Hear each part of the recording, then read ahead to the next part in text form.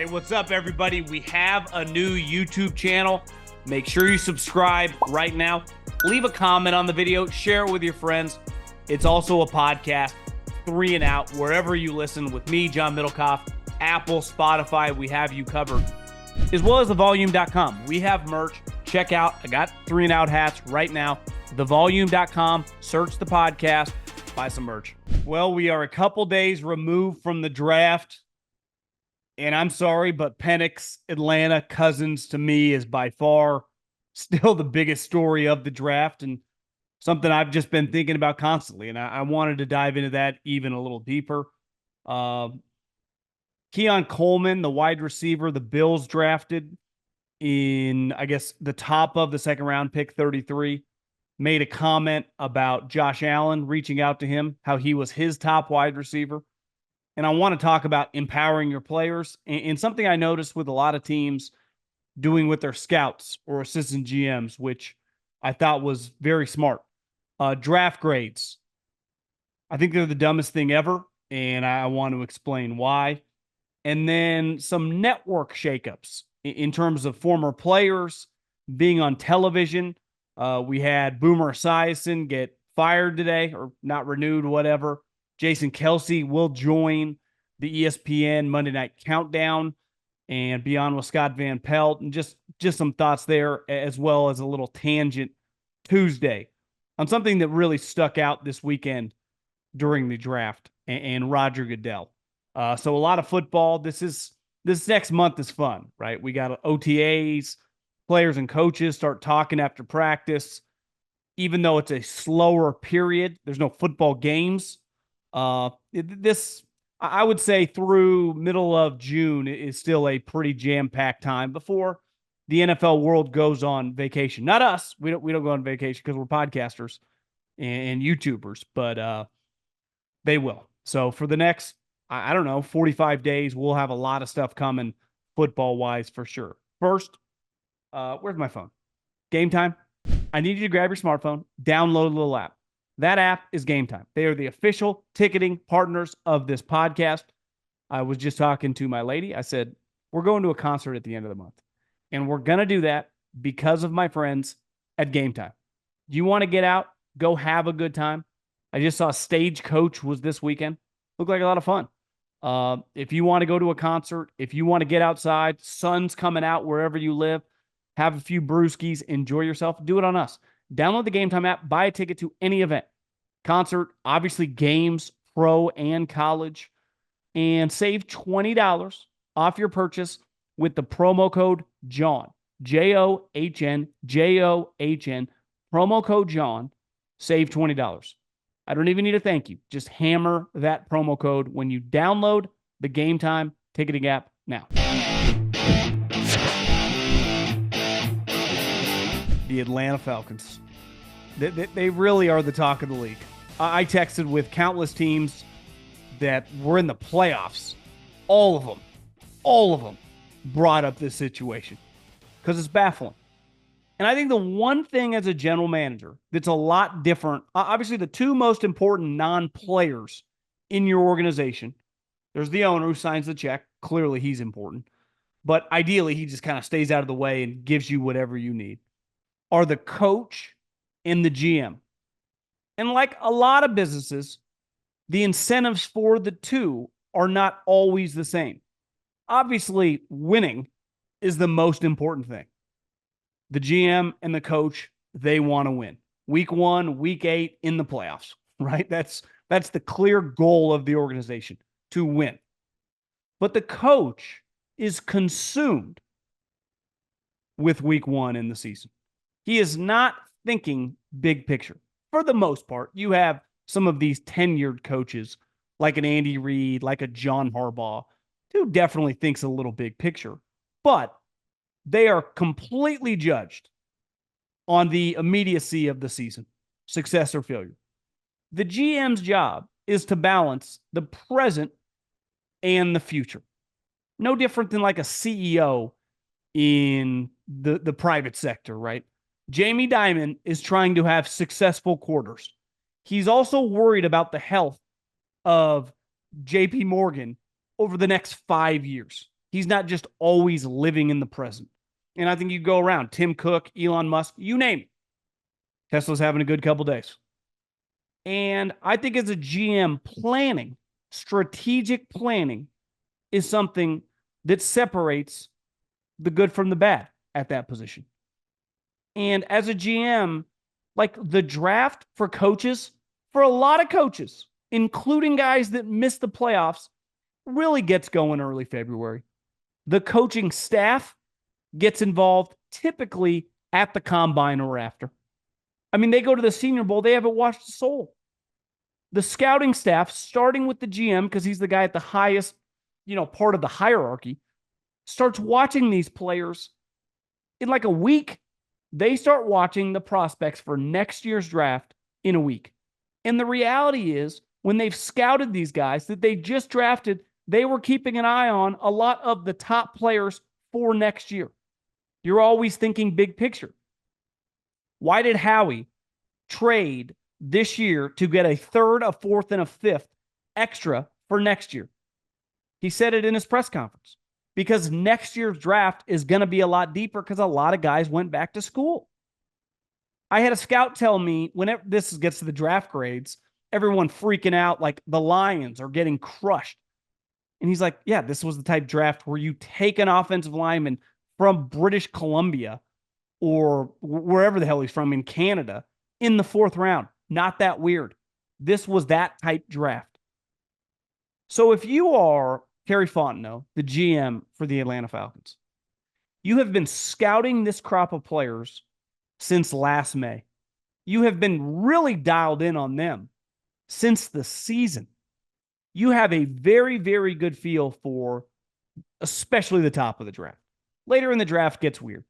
But the top 50 players, the ebb and flow of those guys from late August till the end of the college football season.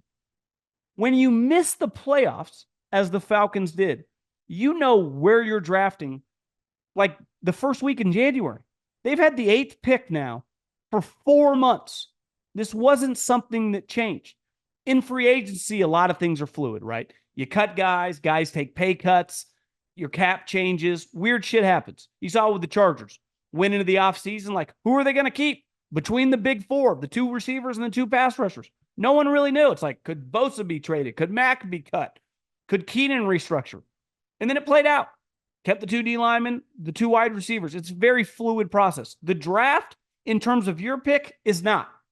Now, when you're at like Chris Ballard, for example, he said Latu was the number 1 defensive player on his draft. That's probably been set for a couple months. But he has no clue at pick 15 if that guy's going to be there or not. All the stories before the draft, Howie Roseman trying to trade up for the corner probably that he inevitably got. Why? Because he's like, I'm not sure if that guy's going to be there when we pick. A lot is out of your control when you're at 15, at 18, definitely in the 20s. But when you're in the top 10, and it is very clear who the first 5 picks are going to be. I don't have Jim Harbaugh's number, but I know enough people in the league and have followed his career like he's taking an O-lineman. Everyone and their mother, even though Monty Ossenfort was like, we're open for a trade. Clearly, he even said, like, it's going to take a lot for us to move, but we are open. Knew that he was going to take the wide receiver, and it was going to be Marvin Harrison. So you knew all the wide or the quarterbacks are going to go. And shit, we've known that for a long time. We've known Caleb Williams was going number 1 like 2 years ago.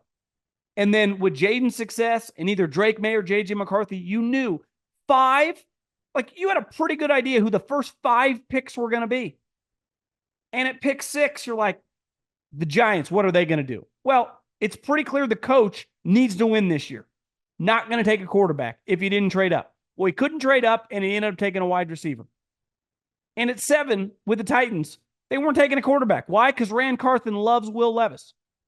So the GM, Terry Fontenot, who says, things change, we had to think big picture, you've known or had a damn good idea for a long period of time that Michael Penix was going to be there at number 8. Every team has the same amount of resources. They all have the same amount of cap space. They all have the same amount of draft capital. You just get to choose how you want to use it.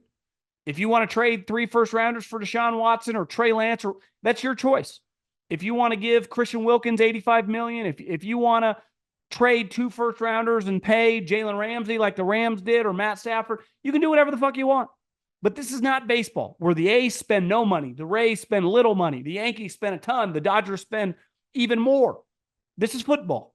The Bengals and the Vikings and the Rams and the Cowboys, they all have the same amount of capital. How you choose to allocate that capital makes or breaks you. The Atlanta Falcons quarterback situation last year was an embarrassment. It was. They started a guy who's probably a fringe backup as their full-time starter, and it wrecked their season. They needed a quarterback. They knew it. We knew it. My mother knew it. It's not a complicated situation they were in. But figuring out how you're going to allocate your resources for your quarterback is a game changer.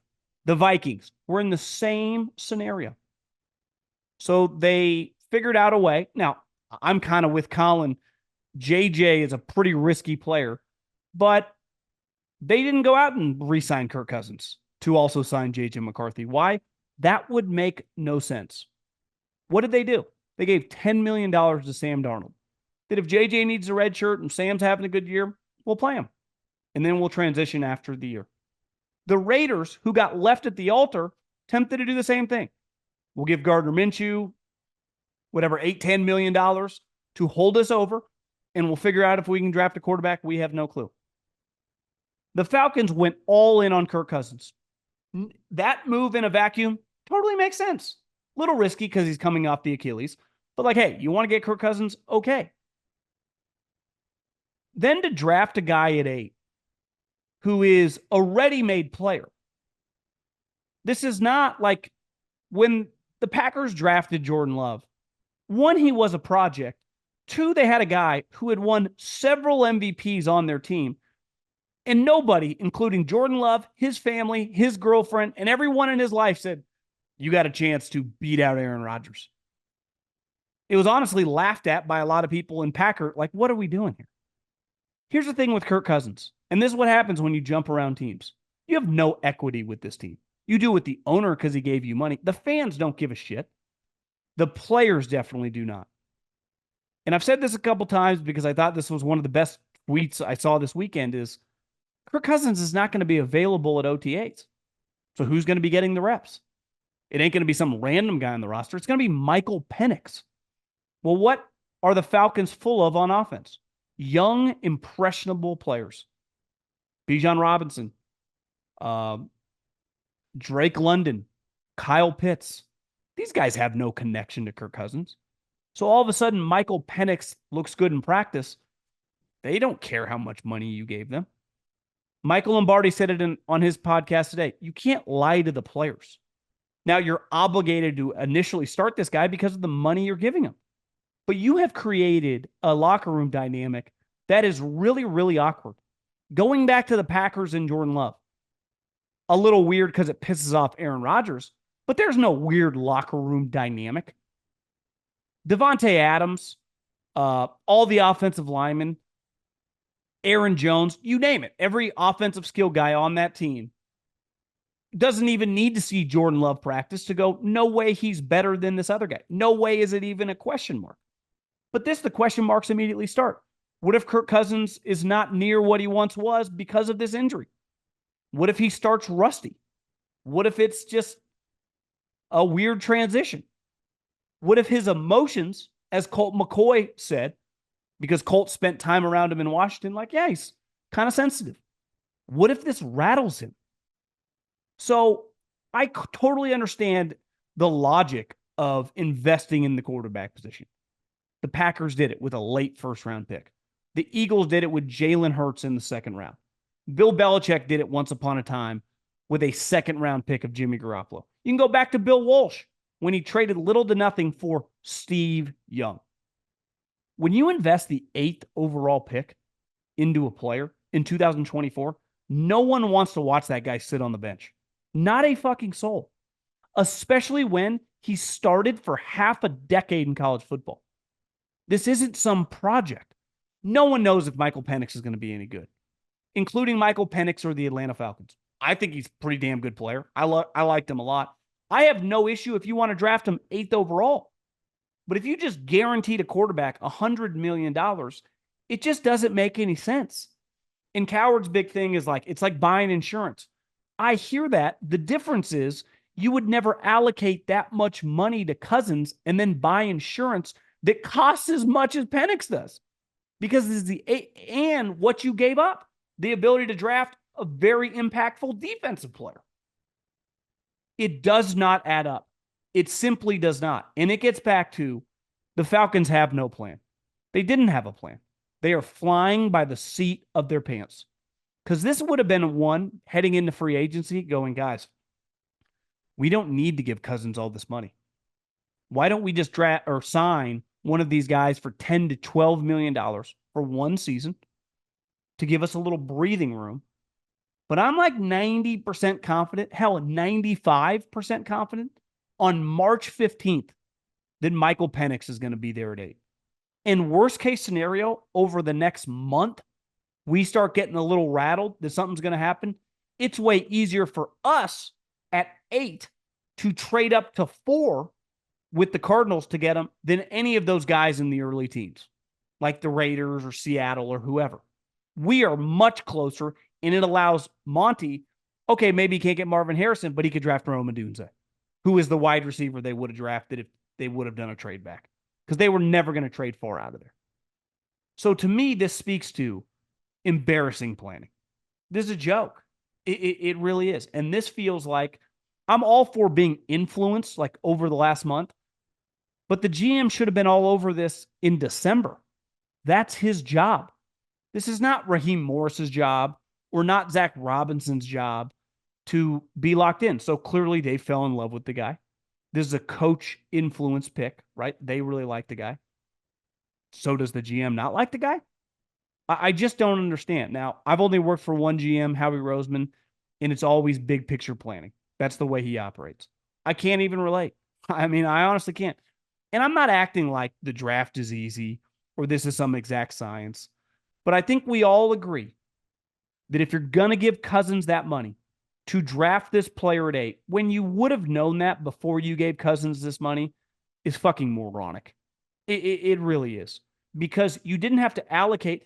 And what's the most powerful thing about a rookie quarterback? Bo Nix, Drake May, Caleb Williams, go around. J.J. McCarthy, all these guys that got drafted high. Their contract. Why? Because they don't make that much money. And if they turn into a solid starter or a high-end player, it's the best deal in all of sports. It's been the number one thing. Obviously, you would say the number one thing is Purdy's played well. But you would say 1B is he makes $1 million a year. We could argue, is he a $50 million player? Is he a $30 million player? He sure as hell is worth more than $1 million. But the 49ers have had way more wiggle room because of that deal. And the Falcons just wasted that. Because the $100 million they just gave to Cousins is the type contract you would give to Christian Wilkins, to a sweet defensive player, to a sweet offensive lineman, whatever. Make a trade next year with your first-round pick and go get a Jalen Ramsey. But now they've used that bullet, at least these first couple years, on the same position. In quarterback, like kickers, there's only one.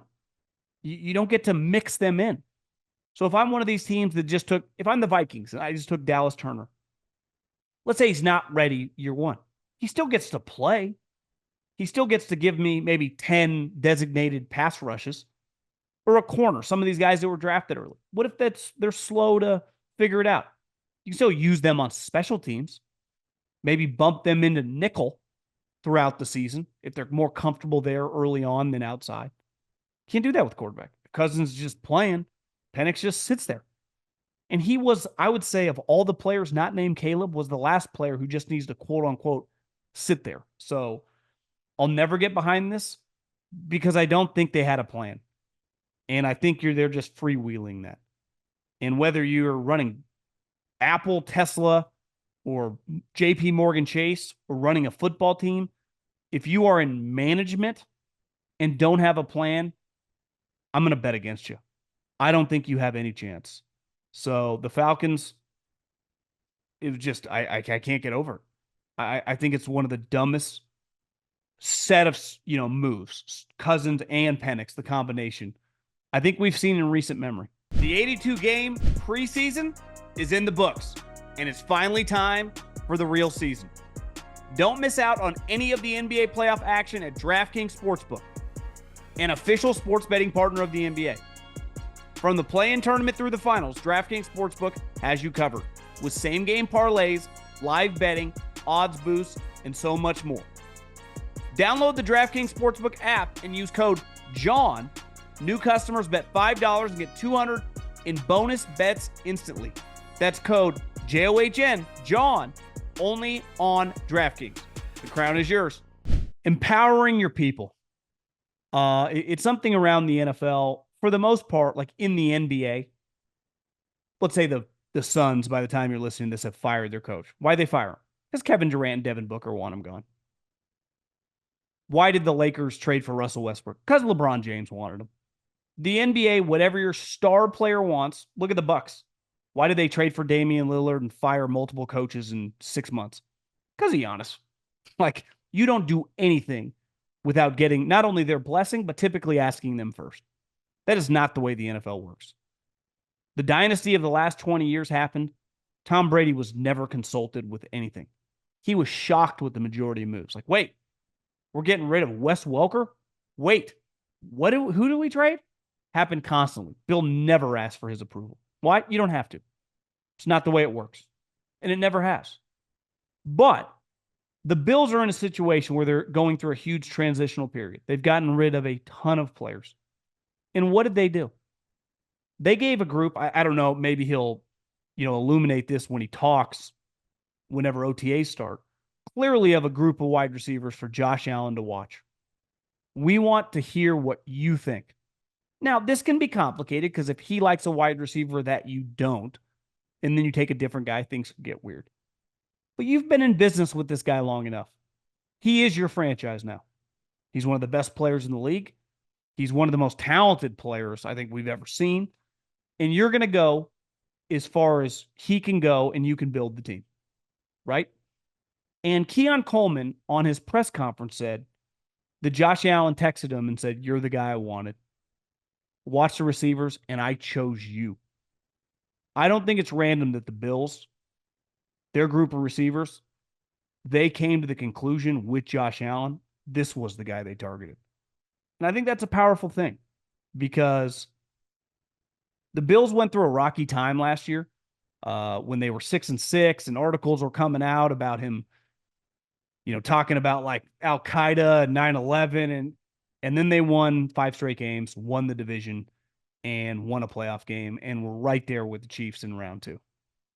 So when you empower your players, like in this situation, now who knows? Maybe he would have come back with a weird ranking.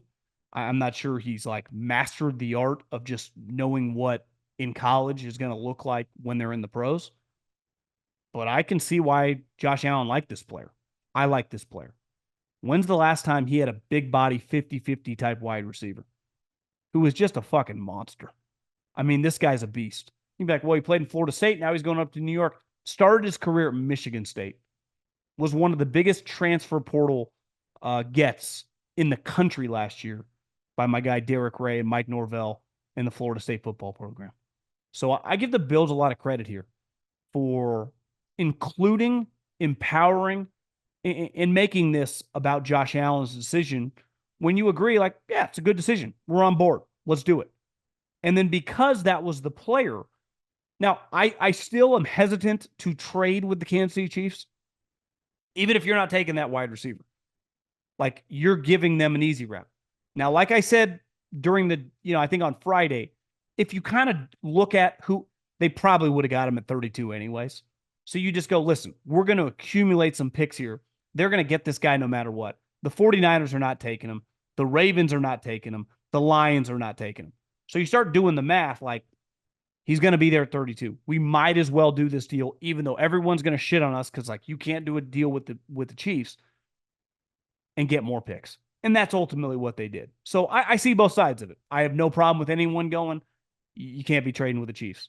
And I understand their side. Like, he's going to be there at 32 for them anyway.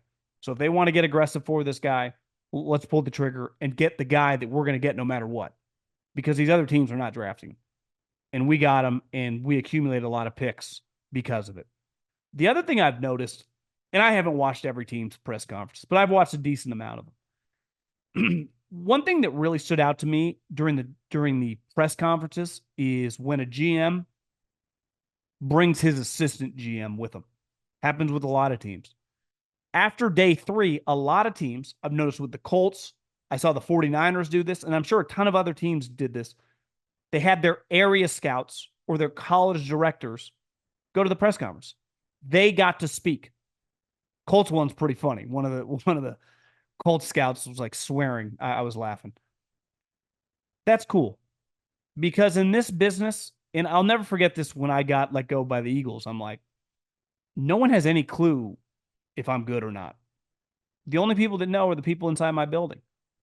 I just worked 100-hour weeks, driving all over, pounding, the pavement, writing up reports till all hours of the night, watching hundreds of players.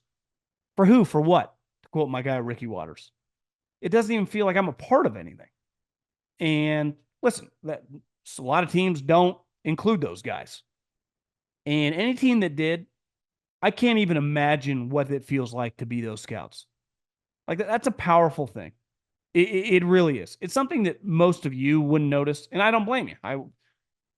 That's something that all those scouts notice, and that's a place where other people around the league are going to want to work.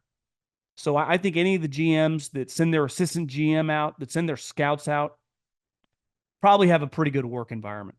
eBay Motors is here for the ride. The first car I ever got, I was 16 years old, and my grandpa gave me a ride. And like any young lad who got a car that, let's face it, would not have been my first choice, I had to touch it up a little bit. And we tinted out the windows. We added a big subwoofer to the back, and you could hear me from miles away coming home. My parents sure loved me for that one. So did my neighbors. But I think the key to any young person getting a car is to personalize a little bit, because you're probably not going to get your dream car. And as you get older, you kind of become a car person or you don't. But you definitely have preferences, right? Some of us like bigger cars. I know I do. I've only had big cars, SUVs. And there are certain non-negotiables. I like 3 rows of seats. Now, ideally, I don't have kids right now, so I take out that 3rd row of seat, and I like a big, I like a lot of trunk room. Some people, don't like SUVs, like smaller cars. I've never been that big since my high school car of tinting the windows. I don't care if you see me or not. But I know some people, like, the first thing they do is tint the windows. It's crazy. The older you get, I had to have the subwoofers. The subwoofer, I couldn't listen to music for 5 minutes with the subwoofer like I did when I was younger. But there is something very, very special about that first car. I don't care how many cars you get since, how much money you make to get sweeter cars. You never quite forget that first ride and some of the memorable moments that you had in it in your high school years. So with over 122 million parts for your number one ride or die, you can make sure your ride stays running smoothly. Brake kits, LED headlights, roof rack bumpers, whatever your baby needs, eBay Motors has it. And with eBay Guaranteed Fit, it's guaranteed to fit your ride the first time, every time, or your money back.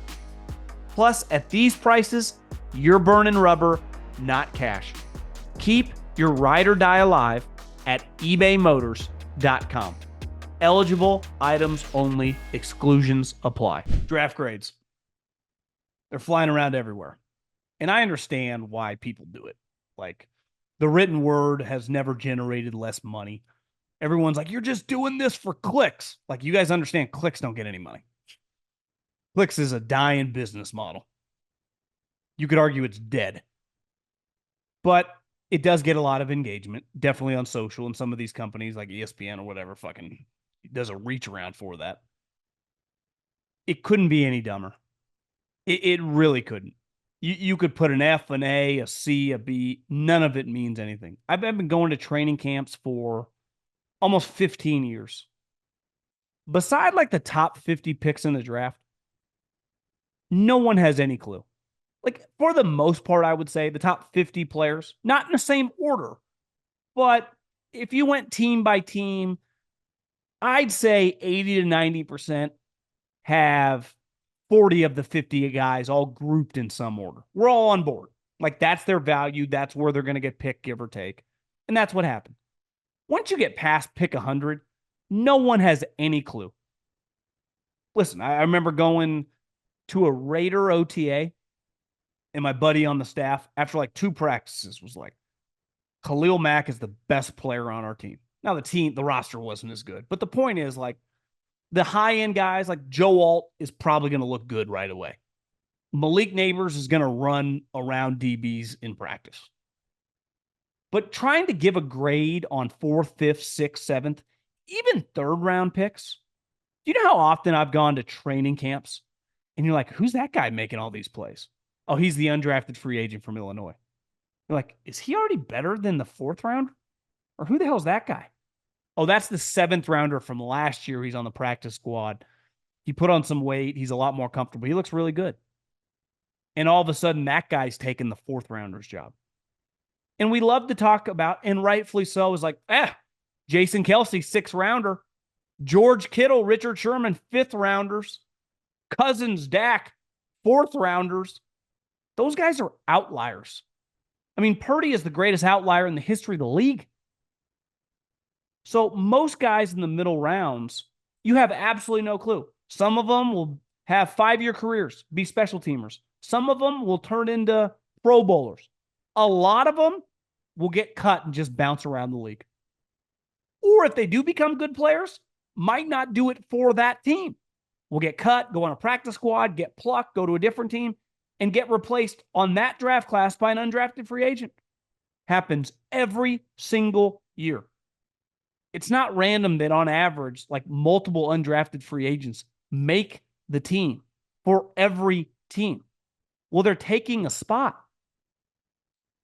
So just because you like a player, Mel Kiper or Daniel Jeremiah or whoever, no different when I was a scout, like, hey, I love this guy in the 5th round. I have no clue how things are going to play out. Injuries derail careers. So trying to give a draft grade on one of the great, hell, half the 1st round don't get second contracts with their next team. That's not an opinion. That's a fact. Schefter ran the study. I just think, and I get it. I understand it. I'm in the business too.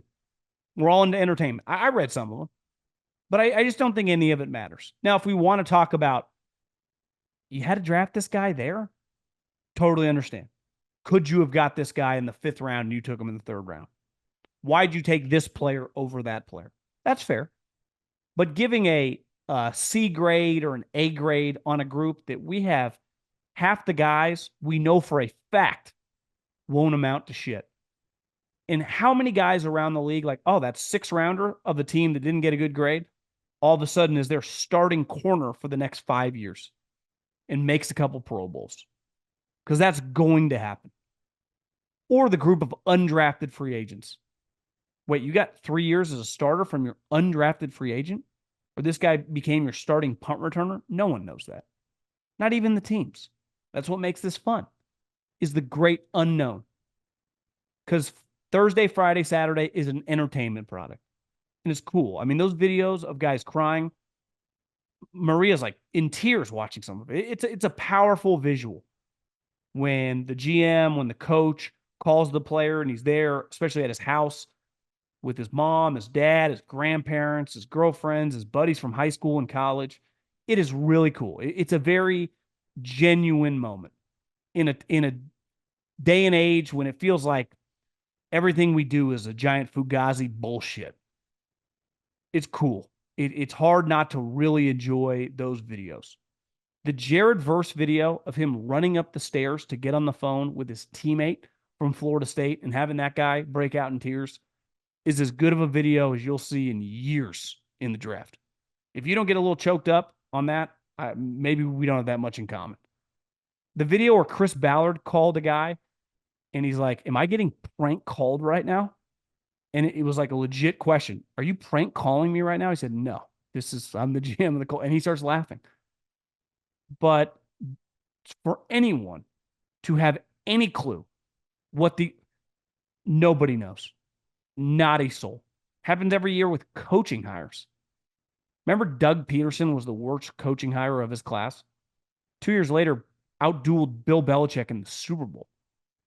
Joe Judge got like a B+.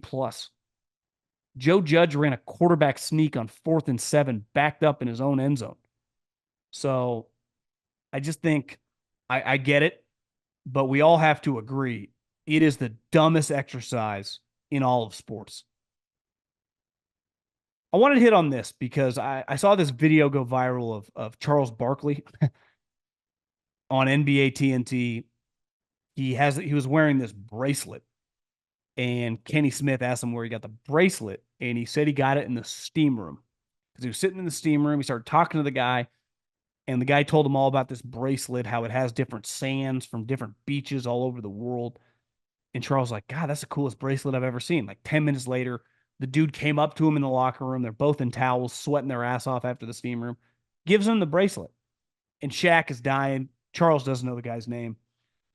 And people in the business, especially former players, you see this a lot in the NBA, just trying to educate. Like, this is not educational. That's what school is for. This is entertainment.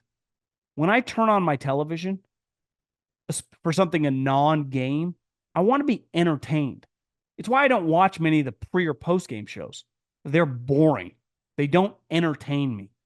It's why a couple years ago when the NBC hired Drew Brees, my first reaction was, this will fail.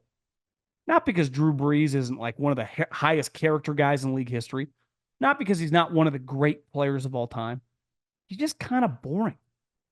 Matt Ryan today replaced Boomer Esiason. Boomer Esiason has been a part of one of the biggest radio shows in America for a long time. I don't know the exact date, but I would guess 20 plus years on WFAN in New York. He's not a former quarterback anymore. He's an entertainer. And when I hear Boomer on TV, on his radio show, any clips, sometimes I'll be in the car. He calls games for radio. He's just entertaining.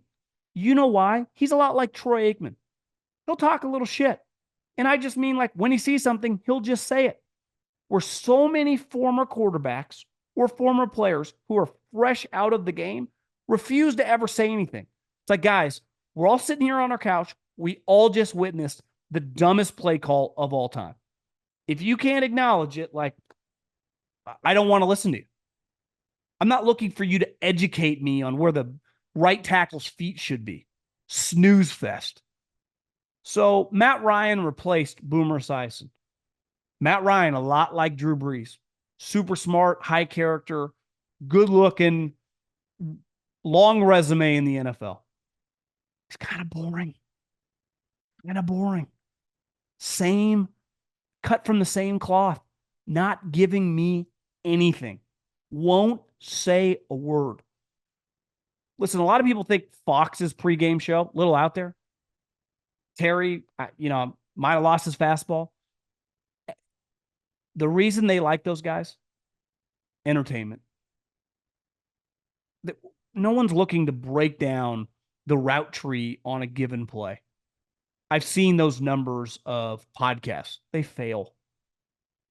So these networks are all looking for new blood. And I think TNT is a great example. Charles Barkley hasn't played in the NBA in 25 years. He's the most entertaining guy on TV by a mile. He even admits, like, I don't watch these teams. I don't care. Neither do I. So when I see these networks, and CBS is a little stiffer, but NBC kind of is too. Jason Garrett, Drew Brees. Give me a fucking break. Who's making these decisions? Definitely not us, the consumer, because not in a million years would we have made these decisions. Makes no sense. I mean, these guys aren't entertaining. Now, Jason Kelsey's a good example. Jason Kelsey has a massive podcast. He's a huge personality. ESPN signing him, that makes a lot of sense. Why? He's a combination of them both. Hall of Fame player, long resume, champion, and entertaining. Totally get it. I would hire that guy too. No one knows if it'll work, but I bet it does. But just because you're entertaining, like I thought Rex Ryan would be good. I watched Rex Ryan. I changed the channel. I think it's awful. So just because a guy is quote unquote old or you didn't watch him, I didn't watch Boomer Esiason win an MVP in the 80s. I don't remember a snap. And the majority of you guys listening didn't either. No one cares. If it's good and entertaining, it's fine. If you're 30 years old watching football, you never watched Troy Aikman play. He's the biggest play-by-play analyst in America. Look at Romo. Fresh, new, fun. 5 years later, everyone's like, yeah, it kind of sucks now. So new blood isn't always better blood. This is entertainment. This is not education. Just because you have quote-unquote star power, guys that have established voices and are willing to say some stuff. That's really, whenever someone asks me if they're going to transition, like, hey, work in the league, kind of getting bored, or, I've kind of plateaued. Should I go in the media? I said, listen, if you're going to do it, if you want to be successful, you can't hold back. You got to let it rip. Because that's how fans talk. And fans are the ones that pay all of our salaries. Because they think like us. Sit on the couch, talk shit about coaches when they make dumb decisions, or when their team loses, they get mad, they get emotional. And some people just refuse to do it. I'll give Peyton Manning credit. He's kind of dipped his toe in, but even he said, like, I'm not going to be one ripping people constantly. I don't want to do that. He at least acknowledged it. Most of these people won't acknowledge it. But deep down, they don't want to do it and they won't do it. And to me, limit your ability to be very entertaining. Hey there, football fans. If you're looking to dominate your fantasy league, then we've got the channel for you. From the NFL draft through training camp and week 1 all the way to Super Bowl Sunday, Fantasy Pros is the home of football content you simply can't afford to miss. Subscribe today and your team will be in championship form in no time. And with this, Tangent Tuesday. I'll never forget years ago, it started really at ESPN when everyone thought that the NFL was going to end. The NFL was over. CTE, the lawsuits, football was going to fail. It was going to sink like the Titanic, and ESPN celebrated it. They had a lot of big J's with useless degrees, hooting and hollering. You guys are done. It's over for Raj. And it started with Goodell. They didn't like him. Let's face it, Roger doesn't need the media at all. And there's like a weird identity politics when it comes to people in journalism. It's why I think they gravitate toward Adam Silver. Because politically, socially, they view him much more like them. And he's nice to them. Texts a lot of them back, and they celebrate him. Even though this NBA playoffs is down about 10%. And once the Lakers are gone, good luck getting random people to watch OKC in Minnesota, despite how much young talent they have. Objectively, if Adam Silver ran any Fortune 500 company, he would be run out. He would not have a job. Meanwhile, Roger Goodell has turned the NFL into, the biggest thing I've ever seen. I've seen big things in sports, Michael Jordan, Tiger Woods, but I've never seen a league this powerful and this willing to constantly change, and it constantly works. Moving to draft, I went to Radio City when it was in New York City when I worked for the Eagles. And it was cool. My first time ever in New York City. I remember going into Radio City Music Hall. I'm like, this thing's badass. And they realized, why don't we move this thing around the country? And now I heard Peter Schrager tell the Pardon My Take guys. They had the national anthem. They had a flyover with hundreds of thousands of people for an event where you literally turn in a card with someone's name on it and announce it. I remember being at Radio City Music Hall. I'm like, this event's really cool, but like, it's not like there's really anything going on. A dude just walks up stage, and the draft I went to was an all-time great draft. It was 2011. So it was like Cam Newton, J.J. Watt, Julio Jones, A.J. Green, Alden Smith, just some great players. I'm even leaving some, I think Tyron Smith. It was just an absolutely loaded group of future Pro Bowlers. and even some Hall of Famers. And Goodell's like, yeah, this isn't good enough. Even though it was dominating. He's like, let's go around the country. Even I thought, like, it's kind of weird. And it hasn't just worked. It's been a massive success.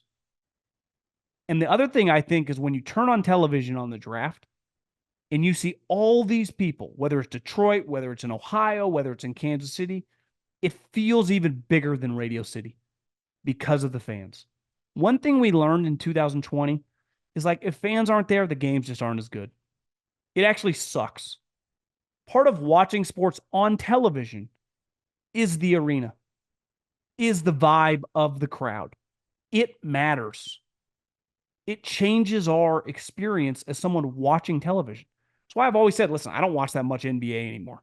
But the playoffs aren't bad. If you give me a good home court, it's fun because you feel it on television. No different in hockey. I don't watch any hockey.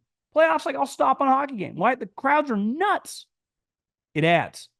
And that's what we've added with these crowds. So I get the media hates Roger Goodell. A lot of different variables there, but he's been a dominant commissioner. And he's just lapping people at this point. It's like not even a fair fight. It's like Mike Tyson in his prime getting in the ring with me or you. It's like we might as well just jump out of the ring. We got no shot. He's bullying everybody. I mean, literally. So the draft, the vibes, this again will be one of the probably the most watched NFL season ever. And that's going to continue. I've said it forever. It's not going to continue forever. It's not the way the world works. Eventually Rome fell. Eventually we will too. But for the foreseeable future, Roger has this thing humming.